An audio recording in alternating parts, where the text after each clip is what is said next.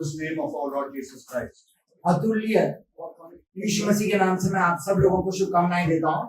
I thank Pastor Jairam Galot ji for giving me this wonderful opportunity. और ये बेहतरीन अवसर प्रदान करने के लिए मैं पासवान जी का आभार व्यक्त करता हूं।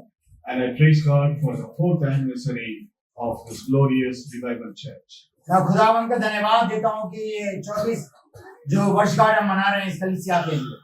And we had wonderful heavenly music and wonderful singers. God bless you all. और आप सबको परमेश्वर आशीषित करें कि स्वर्गीय संगीत हमारे बीच में जो बजाया गया गाया गया उन तमाम बातों के लिए। And may God bless each and every person who is seated here and your families. और परमेश्वर आप ही नाम बनाम आप सब लोगों को आपका परिवार जनों को आशीषित करें।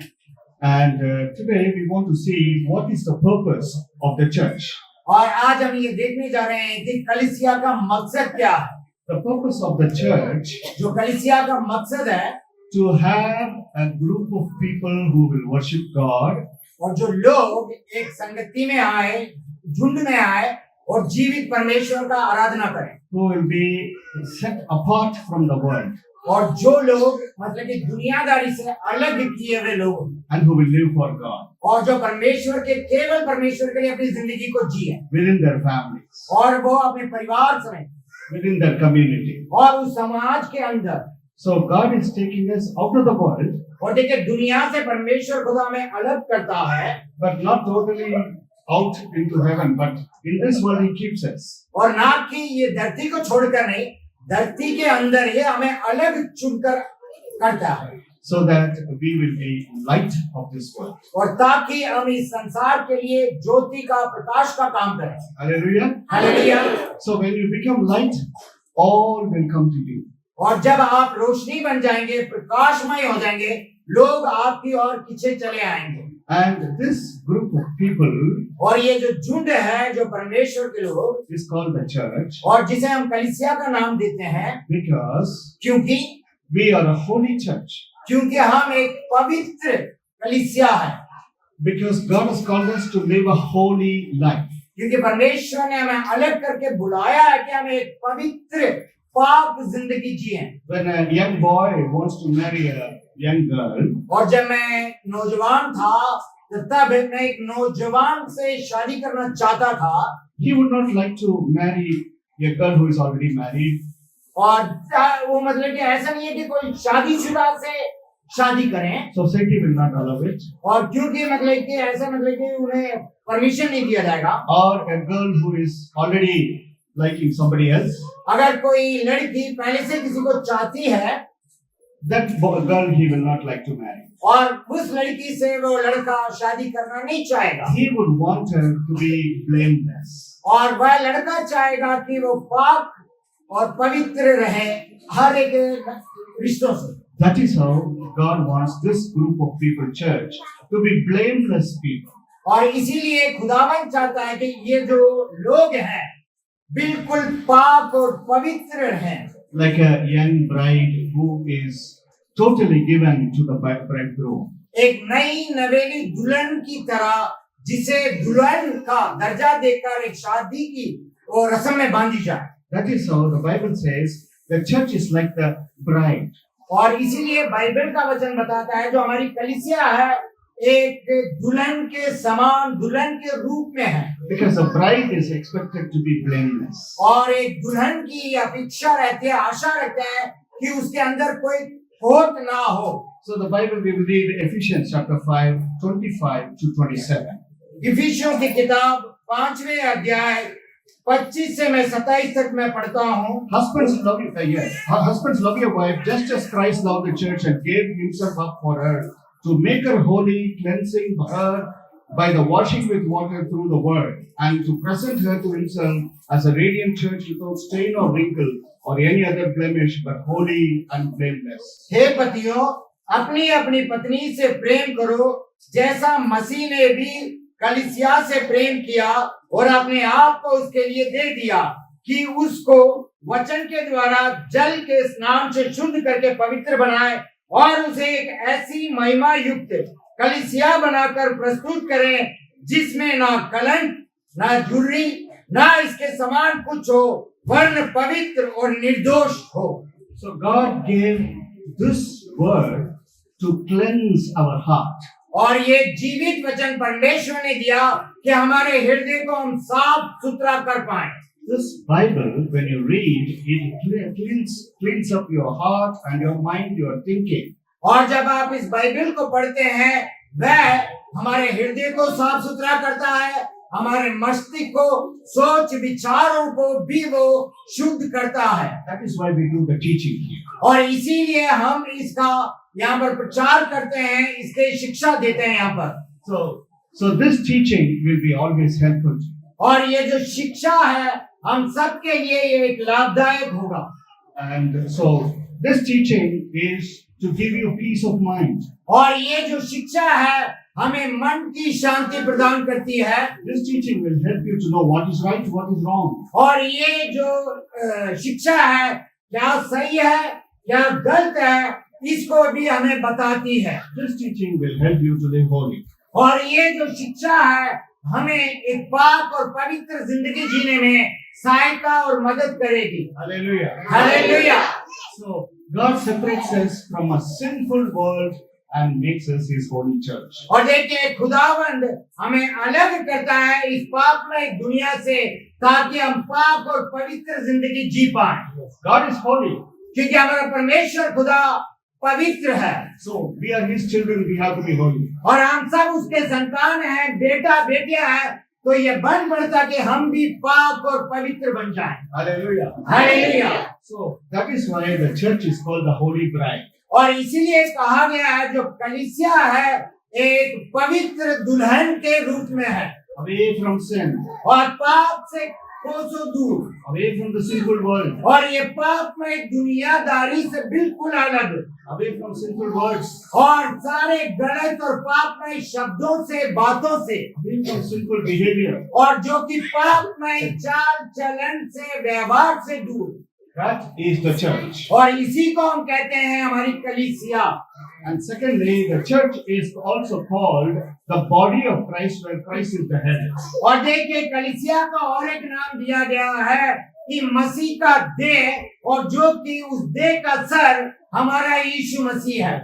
So the body has many parts. और देखिए देह है, शरीर है, उसके कई नाना प्रकार के अंग हैं, Every part is helping us to live the life. और हर एक जो अंग है शरीर के हमें एक जिंदगी को जीने में सहायता और मदद करती है। If I do not have this hand, I cannot hold this mic. अगर मेरे पास ये मेरा हाथ नहीं होता तो मैं इस माइक को पकड़ नहीं सकता। If I do not have a mouth, I cannot speak. अगर मेरा मुंह ना हो तो मैं आपसे बातें नहीं कर पाऊंगा। So church has different people inside. और देखिए कलीसिया के अंदर अलग अलग लोग होते हैं, They all have an activity to bring glory to God. और उन सब का एक दायित्व जिम्मेवारी है कि वो परमेश्वर को महिमा लेके आए।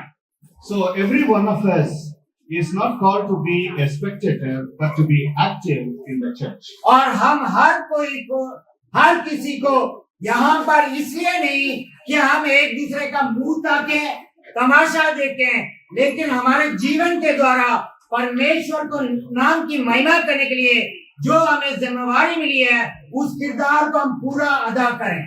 Not like listening some nice stories, seeing a cinema and going and forgetting. और ऐसा भी नहीं कि एक बहुत बेहतरीन कहानी हमने सुना और हम चलते बढ़े, ऐसा भी नहीं होनी चाहिए। We have to practice what is teaching, is what the teaching is. और यहाँ से जो हमें शिक्षा मिलती है उसे हमारी अपनी जिंदगी में लागू करना है, उस पर हमें चलना है। So the Bible says, husband, love your wife. और बाइबल हमें बताती है, हे पतियों अपने पत्नी से प्रेम करो। And the Bible says, wives, obey your husbands. और बाइबल ये भी बताती है, हे पत्नियों अपने पति का कहना मानो। The Bible says, children, obey your parents. और बाइबल ये भी बताती है, हे बच्चों अपने माता पिता का कहना मानो। The Bible says in the society, oh, all of you who are working, obey your masters. और बाइबल ये भी बताती है, जो काम काज में जाते हैं, जो तुम्हारे मालिक हैं, उनका कहना मानो। So this is what the Bible teaches we have to practice. और जो बाइबल हमें सिखलाती है, बताती है, उसे हमें अपने जीवन में लागू करना चाहिए। Bible says, respect the authorities. और कहते हैं कि जो आदर सम्मान के योग्य हैं, उनका हमें आदर करना है, सम्मान भी करना है। So we go out and practice this in our daily life. और हम बाहर निकल के जाते हैं, हमारे दिन प्रतिदिन के जीवन में इसे हम अमल में लेके आते हैं। So the body has different parts and functions. और जैसे कि एक शरीर में नाना प्रकार के अंग है, उनके काम काज भी एक दूसरे से अलग हैं। So we as a body of Christ have different activities. और हम मसीह के देह के अंग होने के नाते हम सबको एक अलग अलग जिम्मेवारी दी गई है। Some God has called to be apostles. और कुछ लोगों को परमेश्वर ने प्रेरित के रूप में बुलाया है। Some God has called us to be prophets. और कुछ लोगों के नबी के रूप में उसने बुलाया है। So we will read that verse, Ephesians chapter 4, verse 11 and 12. इफिसियों की किताब 4 अध्याय 11 और 12 में पढ़ता हूँ। उसने कुछ को प्रेरित, कुछ को भविष्यवक्ता, कुछ को सुसमाचार प्रचारक, कुछ को पास्टर और कुछ को शिक्षक नियुक्त कर दिया है कि पवित्र लोग सेवा कार्य के योग्य बने और मसीह की देह तब तक उन्नति करते रहें। So God gives apostles, prophets, evangelists, pastors and teachers to equip all of you for service. क्योंकि परमेश्वर खुदा ने कलीसिया के लिए प्रेरित, भविष्यवक्ता, सुसमाचार प्रचारक, पासवान, शिक्षक ये सब इसलिए दिए हैं कि कलीसिया दिन प्रतिदिन परमेश्वर के वचन में तरक्की और उन्नति करते जाए। So a selfish person will not be able to serve others. और देखिए एक स्वार्थी इंसान दूसरा की मदद या सेवा नहीं करेगा। So God has called us to serve the family, the community, the government, the nation. परमेश्वर ने हमें चुना है, बुलाया है ताकि हम कलीसिया की, समाज की, देश की, अपने से जो बन पड़ता है हम सेवा करें, मदद करें। We have to serve the church. और सबसे पहले हमें कलीसिया की सेवा करनी है। We have to help one another. हम सब एक दूसरे के मददगार बनकर रहे हैं। That is how the body is functioning together. और इसी के द्वारा हमारा जो शरीर है काम करती है। So we ought to be united as one body. और हम सब एकजुट बनकर हैं, एक शरीर के अंग के समान। Christ is the head. और मसीह उसका सर है। There is no differences in the church. और कलीसिया में कोई भेदभाव नहीं है। There is no man or woman. और ना कोई पुरुष ना कोई स्त्री, All are equal. हम सब एक समान है मसीह में। Hallelujah. Hallelujah. Bible says that. क्योंकि बाइबल हमें बतलाती है। So man and woman are equal. और देखिए एक पुरुष और एक स्त्री एक समान है मसीह के नजरों में। And the master as well as the subordinate worker, all are equal in the church. और कलीसिया के अंदर एक मालिक हो या फिर कामकाज करने वाला हो, सब परमेश्वर के नजरों में एक समान है। And in the Bible there is no caste or background or nativity or other kinds of differences. कलीसिया के अंदर ना जात, ना धर्म, ना मैं किस प्रांत का हूँ, उससे कोई लेना देना कलीसिया के अंदर नहीं है। So the church is place for all people to live as equal people. और कलीसिया वो स्थान है, हर किस्म का इंसान लोग आ सकते हैं एक समान सोच के साथ। So that is why the Bible says we are one body. और इसीलिए बाइबल बतलाती है हम एक शरीर के हैं। And Bible says in 1 Corinthians chapter 12. और 1 कुरिन्थियों की किताब 12वें अध्याय में बाइबल बताती है। Chapter 12 verse 13. और 12वें अध्याय उसका 13वां वचन इस प्रकार से लिखा गया, मैं पढ़ता हूँ। क्योंकि हम सब ने, चाहे यहूदी हो या यूनानी, दास हो या स्वतंत्र, एक ही आत्मा के द्वारा एक देह होने के लिए बपतिस्मा पाया और हमने एक ही आत्मा पिलाया गया। So here we are called to be one body in Christ. यहाँ पर मसीह के अंदर हम एक देह के अंग के रूप में हमें बुलाया गया है। So there is no differences among us. और हमारे अंदर कोई भेदभाव नहीं है। So we saw that we have to be holy और देखा कि हमने कि हमें सबसे पहले पवित्र होना है and we have to be uh, reflecting God's holiness as His children. और हम उसके संतान होने के नाते उसके पवित्रता हमारे जीवन से झलके। And then we saw we are one family, one body. और हमने ये भी देखा कि हम एक परिवार के सदस्य हैं और एक शरीर के अंग हैं। Further in that chapter, you read how Paul says we are all as baptized in one spirit. और हमने यहाँ पर देख सकते हैं पौलुस कहता है पवित्र आत्मा के द्वारा हम सब लोगों ने बपतिस्मा लिया है।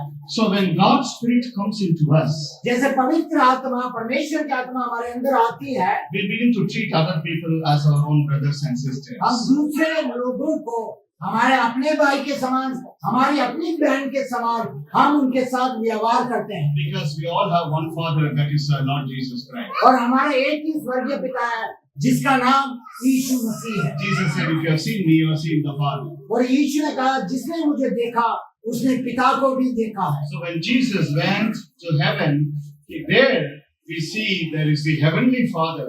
So Jesus is seated at the right hand of the Father as well. जब यीशु मसीह स्वर्ग रूपन होके गए तो पिता परमेश्वर के दाहिने ओर विराजमान हो गए।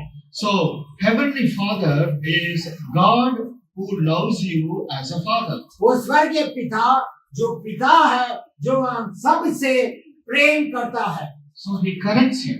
और वह आपको ठीक करता है। Just as the earthly father corrects the और children. जैसे कि इस पृथ्वी के जो हमारे पिता हैं हम जब गलत काम करते हैं तो वो हमें ठीक भी करते हैं। So the father provides for the children. और देखिए एक पिता होने के नाते वो बच्चों का तमाम जरूरतों को बंदोबस्त करते हैं। That is how God, our heavenly Father, meets our needs. और ऐसा ही हमारे स्वर्गीय पिता हमारी तमाम जरूरतों को वो पूरा भी करते हैं। So we are all one family. हम सब एक परिवार के जन हैं। Hallelujah. Hallelujah. So there is no superior person or inferior person. और कलीसिया के अंदर कोई ऊंचा कोई नीचा ऐसा कोई भेदभाव बिल्कुल नहीं है। Hallelujah. Hallelujah. We are one family. हम सब एक परिवार के जन हैं Our Father is God. और हमारा पिता हमारा परमेश्वर है। And we are His children. हम उसके संतान हैं। He is a holy God. वह हमारा पवित्र पिता है।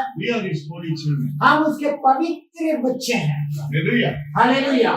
And next, why God has called us to be in His church? और दूसरी बात कि परमेश्वर ने हमें इस कलीसिया में क्यों लेके आया, The purpose is उसका मकसद क्या है, to tell about the love of God to the people. और परमेश्वर का जो प्रेम है उसके बारे में हम दूसरों को भी बताएं। Let us read Matthew chapter 28, मत्ती की किताब में 28वें अध्याय 18 to 20. 18 से 20 तक मैं पढ़ता हूँ। I'll first read. Then Jesus came to them and said, "All authority in heaven and on earth have been given to me. Therefore, go and make disciples of all nations, baptizing them in the name of the Father and of the Son and of the Holy Ghost, and teaching them to obey everything I have commanded you. And surely I am with you always to the very end of the age." और यहाँ पर लिखा गया है कि मत्ती rice सुसमाचार उसके 28वें अध्याय में 18, 19, 20 कि तब यीशु ने उनके पास आकर कहा, स्वर्ग और पृथ्वी का सारा अधिकार मुझे दिया गया है, इसलिए जाओ और सब जातियों के लोगों को चेले बनाओ, ता उन्हें पिता पुत्र और पवित्र आत्मा के नाम से बपतिस्मा दो, और जो जो आज्ञा मैंने तुम्हें दी है उसका पालन करना सिखाओ, और देखो मैं युग के अंत तक सदैव तुम्हारे साथ रहूंगा। So God is like He teaches us many things. और देखिए हमारा परमेश्वर खुदा बहुत सारी बातों को हमें सिखलाता है। So somebody is needed to go and tell those teachings to others. कोई तो चाहिए जो इन बातों को जाकर उनको बताए, Otherwise they will not know. लेकिन उन लोगों का हम नहीं बताएंगे तो उन्हें पता नहीं लगेगा। So to make people know, God wants us to be the messengers to go and tell what He wants them to do. और देखिए कि भाई लोगों को पता लगने के लिए हमें वो एक संदेशवाहक के रूप में इस्तेमाल करता है कि हम निकल कर जाएं और यीशु मसीह के बारे में दूसरों को बताएं जिन्हें पता नहीं। What should we tell them? हम क्या बताएं यीशु मसीह के बारे में, उन लोगों को क्या बताएं? We simply tell them, हम सिर्फ इतना ही बताना है, Jesus forgave my sin. हे यीशु तू हमारे पापों को क्षमा कर। Hallelujah. Hallelujah. Jesus, forgive all my sins. और यीशु मेरे तमाम पापों को आप क्षमा करें And He gave me peace. और मुझे वो शांति प्रदान करें He gave me joy. और मुझे वो आनंद दें He gave me a new nature. और एक नया स्वभाव मेरे अंदर दें। And if you come to Jesus, अगर आप यीशु के पास आएंगे He will forgive your sin. वह आपके पापों को क्षमा करेगा, He will give you peace in your family, वह शांति आपके परिवार में देगा in your work, और आपके जहाँ कार्य करते हैं वहाँ पर in your entire life. आपके जीवन भर, And He will help you to live holy. और वह आपकी सहायता और मदद करेगा एक अच्छी और साफ सुथरी जिंदगी आपको जी पाए By giving you a new nature. और एक नया स्वभाव आपको वो देगा। Hallelujah. Hallelujah. So this is what we want to go. We experience in this church. We want to go and tell other people. और जो कुछ भी हम इस कलीसिया में सीखते हैं, सुनते हैं, हम निकल के जाएं और उन लोगों को बताएं यीशु मसीह के बारे में। A sinless life is a blessing. और पापमय जीवन एक अति आशीषमय जीवन है। Hallelujah. Hallelujah. A sinless life, blameless life is a very blessed life. और देखिए कि पाप रहित जीवन और कोई उसमें कलंक ना हो, वो बहुत ही अति सुंदर जिंदगी है और आशीषमय जिंदगी है। The Bible says, बाइबल हमें बतलाती है blessed is the man whose sins are forgiven. और आशीषमय वो इंसान है, धन्य वो इंसान है जिसके पाप क्षमा हुए। So God wants us to have this blessing of forgiven life. परमेश्वर चाहता है कि हम सब लोग हमारे पापों से मतलब कि क्षमा पा चुके हों। So what should you do to get this forgiveness? और इस क्षमा को पाने के लिए हमें क्या करना है? You have to, in prayer, confess your sin to God. और हमें अपनी प्रार्थना में ये कहना कि मेरे पापों से मुझे तू क्षमा कर And seek God's help to live holy. और परमेश्वर से मदद मांगोगे एक अच्छी जिंदगी जीने के लिए। And then God gives you a new nature. और उसके बाद परमेश्वर खुदा आपके अच्छे और नए स्वभाव को देगा। You will feel a new joy coming into you. आपको ऐसा लगेगा कि एक नया आनंद आपकी जिंदगी में बन गया है Your heart will become like the innocent heart of a child. और एक बच्चे के समान आपका हृदय बन जाएगा, बहुत मासूम और कोमल। Your mind will refuse to think about ugly things. और आपका मन बिल्कुल इनकार करेगा तमाम खराब और बुरी बातों को सोचने के लिए। That is new nature. और वही एक नया स्वभाव है। That is the holy nature God blesses you with. और देखिए कि वो एक पाप और पवित्र स्वभाव है जो परमेश्वर हमें देकर आशीषित करता है। And that life gives us joy. और वह जिंदगी हमें आनंद प्रदान करती है That life gives us peace. और वह जिंदगी हमें शांति प्रदान करती है। So Jesus says, go and tell everybody what I have done to you. और यीशु कहते हैं कि जो कुछ मैंने तुम्हारी जिंदगी में तुम्हारे लिए किया, जाओ और दूसरों को भी बताओ। I have forgiven your sin. और मैंने तुम्हारे पापों को क्षमा किया I have given you joy of salvation. और एक उद्धार का मैंने आनंद तुमको मैंने प्रदान किया I have given you the peace that only I can give you. और मैंने तुम्हें वो शांति दी जो केवल मैं ही तुम्हें दे सकता हूँ। That's go and tell all the people of the world. और जाओ और संसार के हर एक व्यक्ति को ये बातें बताओ। That is why the church is. और इसीलिए ये कलीसिया यहाँ पर है To tell this to the people. और ये सारी बातें हम उन लोगों को बताएं। Hallelujah. हालेलुया। Secondly, और दूसरी बात, the church is here to equip you for serving everyone. और देखिए कि यहाँ कलीसिया इसलिए है कि आपको वो विश्वास दे कि आप दूसरों को भी तैयार करें To help you grow in faith, to edify you. और विश्वास में आप लोग बढ़े और कि वो मदद करें कलीसिया। So, Ephesians chapter 4, 11, once again we see God has given all these teachers, apostles, prophets, pastors and evangelists so that we will grow in faith.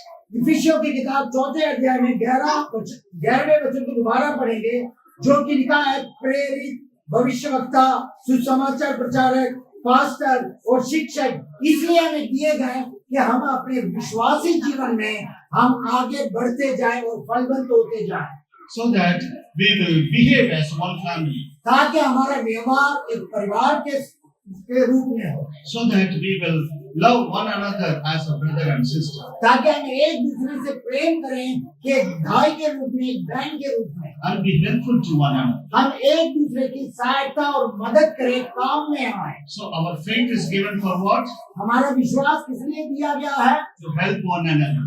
एक दूसरे की मदद करने के लिए। Hallelujah. Hallelujah. So we are one family. हम सब लोग एक परिवार के लोग The हैं। earthly family may leave us, और देखें कि ये जो पृथ्वी के जो परिवार है वो हमें छोड़ के किसी न किसी दिन चले जाएंगे, but this is God's family. ये परमेश्वर का खुद का परिवार है This family we have to help one another. और ये परिवार में हमें एक दूसरे की मदद करनी है। So when we have two things, we share one thing, one article to another person. अगर हमारे पास कोई वस्तु है जो कि दो है, जिसके पास नहीं है हम उसके साथ वो उस वस्तु को देके साझा करें। So we share our resources to others. हमारे पास जो है और जिसके पास नहीं है उसे दे के हम उसकी सहायता और मदद करते हैं। So how do we grow in faith? हम विश्वास में आगे कैसे बढ़ सकते हैं? We grow in faith, not only in faith, we also grow in hope. और ना कि विश्वास में ही हम आगे बढ़ते हैं, बल्कि एक आशा में भी हम लोग आगे बढ़ते हैं। We also grow in love. और हम प्रेम में भी आगे बढ़ते हैं। So what is hope? और वो आशा क्या है? Hope means expecting something. और वो आशा जिसकी हमें कोई ख्वाहिश है, दिली तमन्ना है, Expecting something from God is hope. और हम एक तमन्ना रखते हैं कि परमेश्वर से, कि उसे हम आशा कहते हैं। So hope is when you go to God in prayer, जब आप परमेश्वर के पास प्रार्थना के द्वारा जाते हैं, you expect Him to answer. आप ये आशा रखते हैं कि परमेश्वर पिता आपकी प्रार्थना का जवाब दे। The Bible says, pray without any doubt. और बाइबल हमें बतलाती है, संदेह ना करें, आप प्रार्थना जरूर करें, शक न करें। Jesus said, ask and it shall be given to you. और ईश्वर का मांगो तो तुम्हें दिया जाएगा, And knock, it shall be opened to you. और आप लोग खटखटाओ तो आपके लिए वो दरवाजा खोला जाएगा। And the Bible says, seek and you shall find it. और बाइबल ये बताती है तो ढूंढोगे तो तुम पाओगे। So we have to have this expectation that when we go to God, He listens to our prayer. और हमारा पास ये आशा होनी चाहिए, जब हम परमेश्वर के पास जाएंगे और हम उससे दुआ करेंगे, वो हमारा जरूर सुनेगा। Sometimes God will tell us to wait. कभी कभार परमेश्वर खुदा कहता है थोड़ा ठहर जाओ, We have to be patiently waiting for God. और हम बड़े धीरज के साथ हमें ठहरा रहना, बना रहना जरूरी है। So this is called hope. और इसी को हम कहते हैं आशा। What is faith? और विश्वास क्या है? Faith is that one day we are going to, after our death, we are going to resurrect, come back into a new spiritual body and go to heaven and live with God. और ये पृथ्वी की जिंदगी को जीने के बाद जब हमारी मृत्यु होगी तो हम उस मरणशील शरीर से हम एक दिन जी उठेंगे और अनंत काल के जीवन के लिए वो आएगा और हमें साथ ले जाएगा। ये एक हमारी आशा है That is our faith. और ये हमारी एक विश्वास है। Our life does not end here.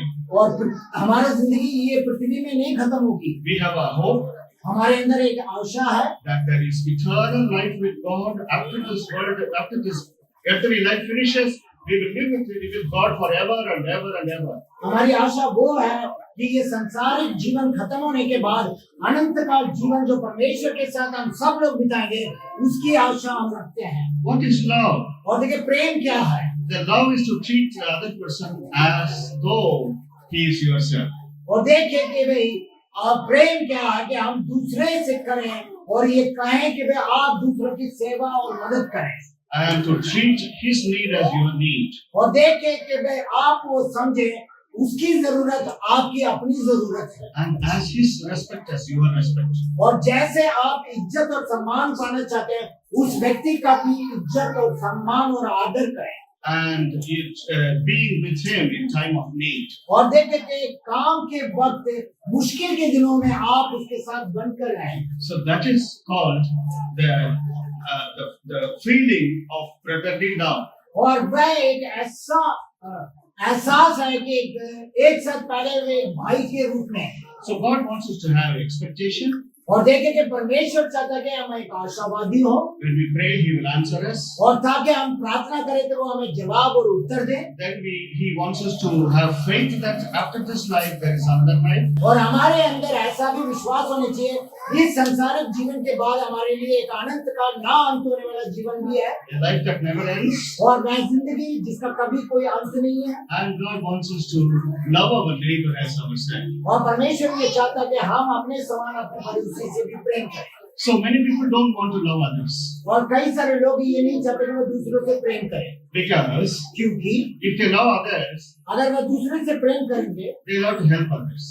और वह मजबूर हो जाएंगे कि उसकी मदद करें So they don't want to love. और इसीलिए उन बातों से वह दूर रहते हैं But God wants us to help others. लेकिन परमेश्वर चाहता है कि हम दूसरों की मदद करें That is called the brotherly love. और उसी को कहा गया है कि भाईचारे का प्रेम In time of somebody's danger, you have to rescue them. और देखिए कि कोई मुश्किल के दिनों में कोई फंस जाता है तो उसे बचाने का दायित्व आपका है When somebody is sick, you have to visit them. अगर कोई बीमार है तो उसके घर जाके उसके हाल चाल पूछ के आना आपका फर्ज है When somebody is falsely accused, you have to speak up for them. और देखिए कि कोई किसी के ऊपर तोहमत और लांछन लगाता है गलत रूप में तो आप उसके लिए आवाज बने वो कहें कि ये ऐसा नहीं है When somebody is not even having enough dress, you have to share your clothes for them, your extra clothes for them. अगर किसी व्यक्ति के पास पहनने के लिए 2 जोड़े कपड़े नहीं है अगर आपके पास ज्यादा है तो आपका फर्ज बनता है कि आप अपने कपड़े को उसको दें So this is called, or if somebody is a stranger with no home, and you have to give a little shelter when they pass through your place. और देखिए कि आपके घर से अगर कोई ऐसा इंसान जाता है जिसके पास छत नहीं है घर नहीं है तो अगर आपके पास आए तो आप उसकी सहायता मदद करें छत की This is called love, brotherly love in action. और देखिए कि ये भाईचारे के प्रेम है जो हम अपने जीवन में दिखाते हैं दर्शाते हैं So God gives this teaching in the church. और देखिए ये सारी शिक्षाएं परमेश्वर कलीसिया के अंदर जब देते हैं This teaching you cannot see in cinema.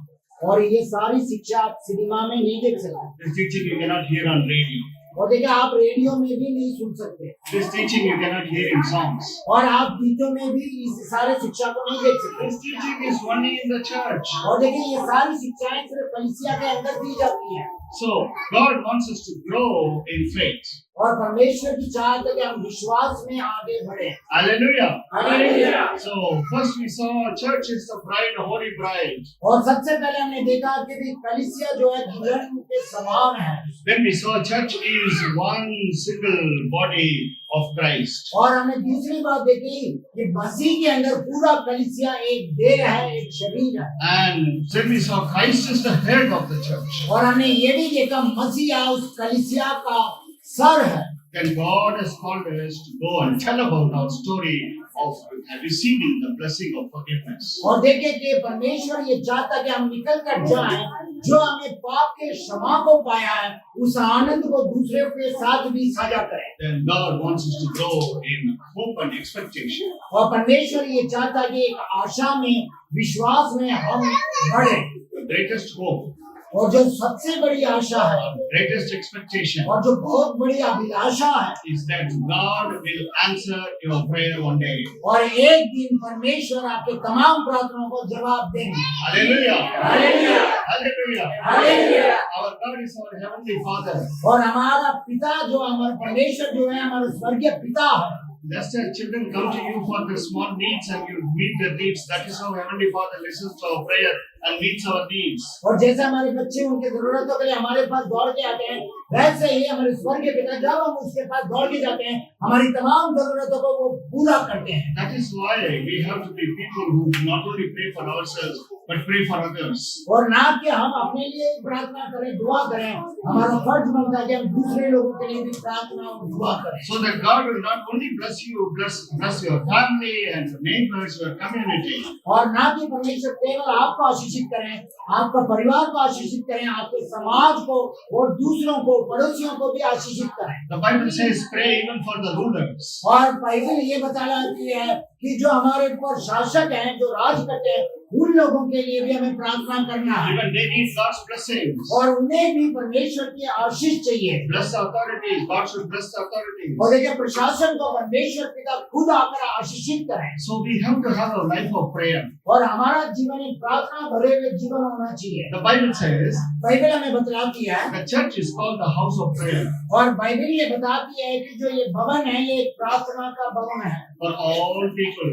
और तमाम हर एक इंसान के लिए, लोगों के लिए। Anybody is sick, let them come to the church. अगर कोई बीमार है तो आए, कलीसिया आए, प्रार्थना करवाएं। We will pray for them. हम उनके लिए दुआ करेंगे God will hear the listen to our prayer and answer those prayers. और परमेश्वर हमारी प्रार्थनाओं को स्वीकार करेंगे और उनका उत्तर और जवाब देंगे। That is the blessing of church. और ये कलीसिया का आशीष है In this church we serve one another. और ये कलीसिया के अंदर हमें एक दूसरे की सहायता और मदद करते हैं। And as a church we go and tell the good news that God, there is a God who forgives our sins. और हम कलीसिया के नाते होने के नाते हम बाहर निकल कर जाके कहते हैं कि हमारा परमेश्वर हमें तमाम गुनाहों से, पापों से क्षमा किया है। And the Bible says faith comes from the word of God. और बाइबल हमें बताती है कि जब हम परमेश्वर का वचन को सुनते हैं तो हमारा विश्वास बढ़ता है। So how do you grow in faith? आप विश्वास में कैसे बढ़ेंगे? So the Bible says without faith you cannot please God. और बाइबल ये बतलाती है कि विश्वास किए बगैर आप परमेश्वर को प्रेम नहीं कर सकते। Yes, so the more we listen to these teachings of the Bible and read it, our faith increases. और जितना ज्यादा हम बाइबल को पढ़ते हैं, वचनों को सुनते हैं, तो हमारा विश्वास दिन प्रतिदिन बढ़ता जाता है। And through that faith we can live a life pleasing to God. और उस विश्वास के द्वारा हम एक ऐसी जिंदगी जी सकते हैं जो परमेश्वर को बहुत अच्छा लगता है। God wants you to be a blessing to everyone. और देखिए कि वे परमेश्वर की दिली चाहत है कि आप सब एक दूसरे के लिए बहुत ही आशीष का वजह बने। Hallelujah. Hallelujah. How many of you want to be a blessing to others? आप में से कितने लोग ये दिल पे हाथ रख के कह सकते हैं कि मैं दूसरों के लिए आशीष का एक वजह बनना चाहता हूँ? Hallelujah. Hallelujah. So this is a life God has called us from selfishness to a selfless life. और परमेश्वर हमें एक ऐसा जिंदगी प्रदान करता है जिसमें इतना भी स्वार्थपन नहीं है। So to live a blessed life, और एक आशीष में जिंदगी जीने के लिए we should know what is right and wrong. और हमें ये पता रहना चाहिए क्या सही है और क्या गलत है। If you read 2 Corinthians chapter 13, अगर आप दूसरे कोरिन्थियों में मतलब कि 13वें अध्याय देखें, verse 5 says, और 5वां वचन यूं बताती है, examine yourself to see whether you are in the faith. आप अपने आप को जांच के देखो कि आप लोग विश्वास में हो कि नहीं। Test yourself. Do you not realize that Christ Jesus is in you, unless of course you fail the test. और देखिए कि आप अपने आप को जांच कर देखो कि मसीह यीशु आपके अंदर है कि नहीं। So we have to always examine ourselves. और हमें हर बार हमें जांच कर देखना है कि Every day at the end of the day, और हर दिन के अंत में हमें ये जांच के देखना है, have I said a bad word today? क्या आज मैंने कोई गाली गलौज किया है? Have I offended an innocent person? और कोई मासूम इंसान का मैंने दिल दुखाया है? Have I done anything wrong and told a lie and deceived someone? या फिर मैंने किसी को धोखा दिया है या चोरी किया है या झूठ बोला है? Did I do something which is not to be done? और जो कोई ऐसा काम किया है जिसे मुझे नहीं करना चाहिए?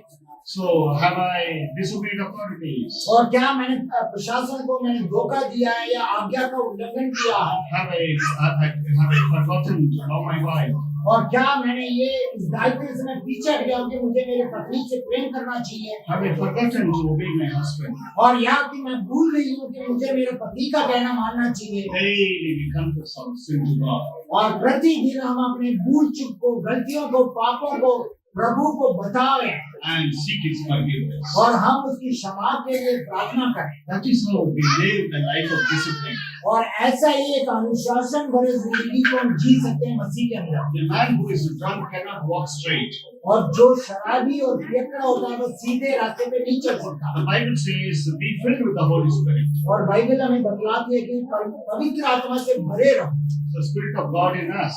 और परमेश्वर की आत्मा हमारे अंदर वास करती है। That is the Holy Spirit. और वह पवित्र आत्मा है। So when you have that Holy Spirit, अगर हमारे अंदर वो पवित्र आत्मा है, He will teach you what is right, what is wrong. वह हमें बतलाएगा और सिखाएगा क्या सही है और क्या गलत है। So when you make a mistake, जब आप गलती करते हैं He will point out to you. वह आपको बताएगा कि तुमने गलत किया है He will remind you that it is sin. और आपको याद दिलाएगा वह पाप है And He will help you to confess that sin and change to for the better. और वह आपकी सहायता मदद करेगा कि आप अपने पाप को स्वीकार कर लें और उसे आप दोबारा ना करें And to live a holy life. एक अच्छा पवित्र और पाक जिंदगी को आप लोग जिए How many of you want this holy life? आप में से कितने लोग चाहते हैं कि ये ऐसा जिंदगी मैं चाहता हूँ चाहती हूँ Hallelujah. Hallelujah Because when we live holy, और जब हम एक पवित्र जिंदगी जीते हैं the world will look at you and say, He is a child of God. और दुनिया के लोग देखेंगे कहेंगे ये परमेश्वर के लोग हैं And the world will say, This lady is a child of God. और दुनिया के लोग कहेंगे ये जो स्त्री है वो परमेश्वर की बेटी है This gentleman is a child of God. और दुनिया के लोग कहेंगे ये सज्जन पुरुष परमेश्वर का बेटा है So we are going to pray for this life of life where our sins are forgiven. और हम ये प्रार्थना करें कि प्रभु कि हम एक पाप रहित जिंदगी जी पाए And we are going to pray that God will give us a new nature. और हम ये प्रार्थना करेंगे कि नया स्वभाव और व्यवहार हमारे अंदर मुझे A nature to help others. और एक ऐसा स्वभाव कि हम दूसरों के लिए मददगार बन जाएं A nature to love others. और एक ऐसा स्वभाव एक भरसाव दूसरों से प्रेम करें A nature to walk the extra mile for others. और दूसरों के लिए एक मील और आगे तक चल के जाएं उनके साथ This life only God can give you. और ऐसी जिंदगी परमेश्वर खुदा ही हमें दे सकता है This life you cannot live on your own. आप अपनी मर्जी से ये जिंदगी नहीं जी पाएंगे We do not have the capacity to live like that. हमारे अंदर वो काबिलियत ना शक्ति है ही नहीं But when the Holy Spirit, the Spirit of God comes upon you, और जब परमेश्वर की आत्मा वो पवित्र आत्मा हमारे अंदर आएगी take residence in your heart. और हमारे हृदय में वो वास करेगी He will help you to live holy. वह आपकी सहायता मदद करेगा कि आप एक पवित्र जीवन जिए Today, as we are seated, और जैसे हम सब लोग यहाँ पर बैठे हुए हैं let us examine our life. हम अपनी जिंदगी को जांच कर देखें परख कर देखें Let us bow down our head and close our eyes in prayer. और हम अपने सरों को झुकाएं और आंखों को बंद करें और प्रार्थना करें Let us all close our eyes and look to the Lord in prayer. आइए हम तमाम लोग अपने आंखों को बंद करें और प्रार्थना में उसे निहारें The blessed life is a life where your sins are forgiven. और एक आशीष जीवन वह है जहाँ कि उसका पाप क्षमा हुए Today, you tell God, Lord, I have committed sins and these many sins, and forgive me. और हम परमेश्वर खुदा से कहें कि मेरे पिता परमेश्वर मैंने ये गलतियां की है ये मैंने पाप किया है कृपा करके आप मुझे क्षमा प्रदान करें God, the blood of Jesus Christ, He died for you on the cross because He has died in your place. और देखे कि पिता परमेश्वर का एक लौता पुत्र जिसका नाम यीशु मसीह है क्रूस में आपके पापों के लिए मारा गया और अपनी बेशकीमती लहू बहाया So, by seeing the blood of Jesus, God forgives you.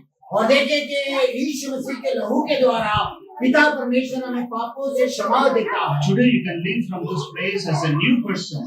आप आज इस जगह से जब बाहर निकल के जाएंगे एक नए व्यक्ति के रूप में जाएंगे If you are a person with anger, extreme anger, God will deliver you today to go as a new person with lot of patience. अगर आप बहुत ही गुस्सालु हैं गुस्सा ज्यादा करते हैं तो परमेश्वर आपकी सहायता और मदद कर एक नया स्वभाव आपके अंदर दे कि आप गुस्सा ना करें If you are unable to come out of bad habits, today God is going to forgive you and give you a new life and nature, so you will live with what is right, knowing what is right.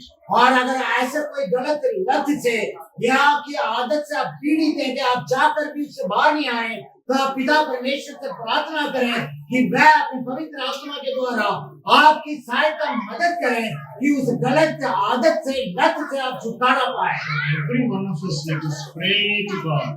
आइए हमेशा ये तमाम लोग पिता से वो प्रार्थना करें Lord, we will say, forgive my sins. और प्रभु मेरे पापों को आप क्षमा करें Give me this new nature. एक नया स्वभाव और व्यवहार मुझे आप प्रदान करें Bless me with the Holy Spirit to come and to live in me.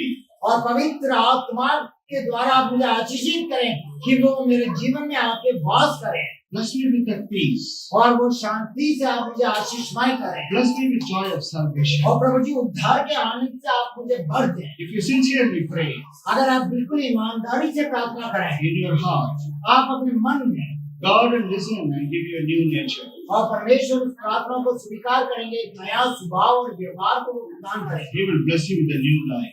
और एक नए जीवन के साथ आपको आशीषित करेंगे Then He will teach you many things. और उसके बाद आपको कई सारे बातों को वो बताएंगे और सिखाएंगे And whatever you do, you will prosper in that. और जो कुछ उसके बाद आप करें तो आप उसमें तरक्की और उन्नति करके जाएं। Let us pray.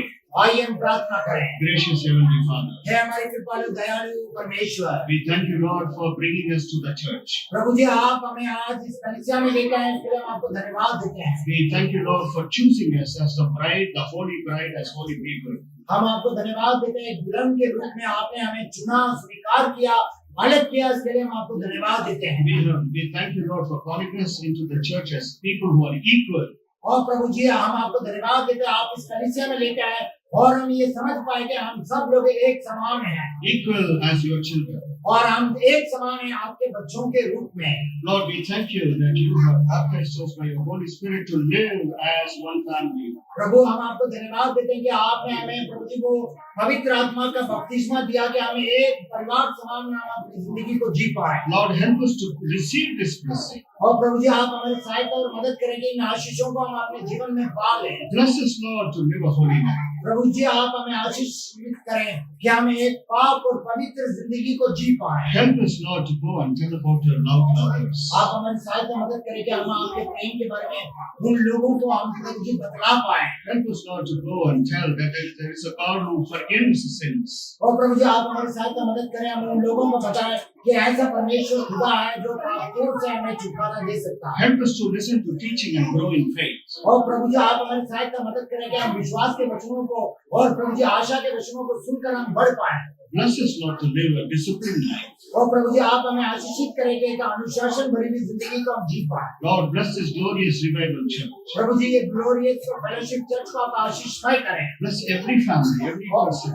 और यहाँ पर आए हुए तमाम लोगों को, उनके परिवारों को नाम बनाम आप आशीषमय करें। Bless every father and mother, every child. और प्रभु जी हर एक माता पिता को, बच्चों को आप नाम बनाम आशीषित करें। Bless every brother and sister.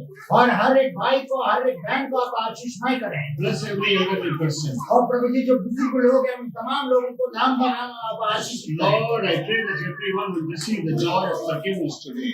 और प्रभु जी मैं प्रार्थना करता हूँ कि हर कोई प्रभु जी पाप की क्षमा का आनंद प्राप्त करें। Help us, Lord, to go from here with a new nature and new life. प्रभु जी आप हमारी सहायता मदद करें, जब हम यहाँ से बाहर निकल के जाएं तो एक नए इंसान के स्वरूप में निकल कर जाएं। And to share our story with others. हम अपनी जीवन की कहानी को दूसरों के साथ साझा कर पाए And to share our blessings with others. और दूसरों के साथ हम अपने आशीष को भी साझा कर पाए। Bless the pastor and his family, Lord. प्रभु जी पासवान जी के लिए, उनके परिवार लोगों के लिए आशीष मांगते हैं Bless every elder of this church. और इस कलीसिया के तमाम बुजुर्ग लोगों को आप आशीषमय करें। Meet all the needs of the church. इस कलीसिया की तमाम जरूरतों को आप अपने स्वर्गीय भंडार से पूरा करें। Let these people be a happy people and a holy people. प्रभु जी यहाँ आए हुए तमाम लोग एक खुशहाल जीवन जीने वाले लोग और प्रभु जी आशीषमय लोग हो And as a holy people. और एक पवित्र जीवन जीने वाले लोग हो। Bless, Lord. आशीष करें पिता। We thank you for listening to our prayers. हमारी प्रार्थनाओं को सुनने के लिए हम आपको धन्यवाद देते हैं। Lord, we believe you have answered our prayers. प्रभु जी हम विश्वास रखते हैं कि आप हमारी प्रार्थनाओं को उत्तर देंगे। Lord, we give you all the glory, honor, and praise. प्रभु जी सारी आदर, मान और सम्मान आपको देते हैं। Lord, we pray that the nation of India will be blessed. प्रभु जी हमारी ये प्रार्थना कि हमारा देश भारतवर्ष आशीषमय हो जाए। Lord, we pray for those who are struggling without job and struggling with diseases and other problems. और प्रभु जी उन लोगों के लिए हम प्रार्थना करते हैं जो बेरोजगार हैं, जिनके पास नौकरी नहीं है, और उन लोगों के लिए जो नाना प्रकार की बीमारियों से पीड़ित है, उन्हें आप छूकर चंगाई प्रदान करें। We pray for people who are under the bondage of Satan. और प्रभु जी हम उन लोगों के लिए प्रार्थना करते हैं जो दुष्ट शैतान के चुंगुल में फंसे हुए हैं। Lord, we pray for your deliverance to come upon them. प्रभु जी हम प्रार्थना करते हैं कि उनके लिए छुटकारा उतर के आए। Even in this church, if people are having those kind of struggles, Lord, I pray you will deliver them today. हम उन लोगों के लिए भी प्रार्थना करते हैं कि अगर ऐसी कोई चुंगुल से इस कलीसिया के विश्वासी फंसा हो तो आज ही प्रभु जी उनके जीवन में वो छुटकारा आ जाए। Let them go from here with great blessing. प्रभु जी जब वो यहाँ से निकल के जाए तो एक बहुत बड़े आशीष के साथ वो निकल कर जाए। We ask all these things in the name of our Lord and Savior Jesus Christ. हम ये सारी प्रार्थनाओं के हमारे प्रभु और उद्धारकर्ता यीशु मसीह के नाम से मांग लेते हैं। Amen. आमीन Amen. आमीन Hallelujah. Hallelujah. God bless you. परमेश्वर आपका